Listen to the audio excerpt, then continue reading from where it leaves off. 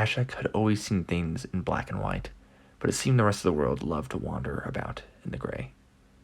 While it is no longer my place to judge, it is still my obligation to protect. Hello and welcome to Liam's Lyceum. I'm your host Liam, aka Hembar, and today I'll be doing a spoiler-free review of Larry Correia's House of Assassins. House of Assassins is a 2019 novel by Larry Correia and book 2 in the Saga of the Forgotten Warrior. It starts as a flashback of a young Thera. She's a fierce little girl of the warrior caste, but then she gets struck from above and goes into a coma. This is where she gets her prophetic ability when a voice starts to speak through her. The Forgotten God, of course. This will lead to her casting out. Then we catch up with her as a hostage of the Lost House. Sakasso seeks the power inside her head, but can't seem to get at it, which isn't very surprising. Ashik Vidal is leading his new army to Niram Forn in hopes of rescuing Thera. He has been given the archaic title of general as the chosen leader of the Forgotten's army. His journey and that of the Sons of the Black Sword is slowed because of the many that wish to duel Ashok for Angkor Vidal, which is, of course, no more as of the end of Book 1. Of course, this army is about 12 strong, but includes Jagdish, Kata, and some Somsak warriors. Omand, the Grand Inquisitor, continues his dark machinations in the capital as he strives for more power. He is curious about an artifact in possession of the historians called Asura's Mirror. It seems it helped the old priest caste commune with the Forgotten. We get a small chapter from Javid as he commits an atrocity to help along the castle's rebellion.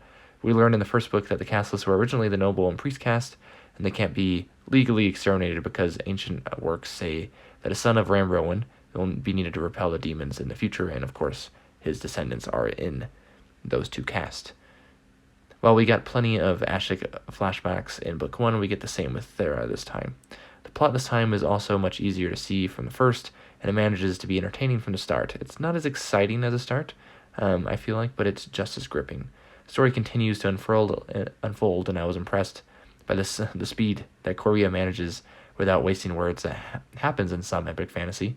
I finished it swifter than the first book, and I don't often read through a series quickly, but this was, I think, the last time I've done that with a series since reading The Black Company. I'm going very swiftly through these, or as of recording this, I did go very swiftly through them. I read them all in about a week. These are as fast reads and gripping as Sanderson, but better paced, and they don't get bogged down in magic systems, and they don't feel as corny at times. The downside is prose being plain, but in this case, I didn't care much. The characters are developed, all those from before, and Gutch gets considerably more compared to his relative lack of screen time in the first book. It was rather obvious 70 pages into the first book that this is likely a far future story, and it becomes more obvious here. Parlez-vous français, anyone? Anyways, I very much enjoyed this one, and is, first and foremost, is just very entertaining, and that's what I want from a book, first and foremost. A lot to explore, maybe not, but it's very entertaining, and I think most people would be entertained with this series. Anyways, Liam from Liam's Lyceum, I'll catch you next time.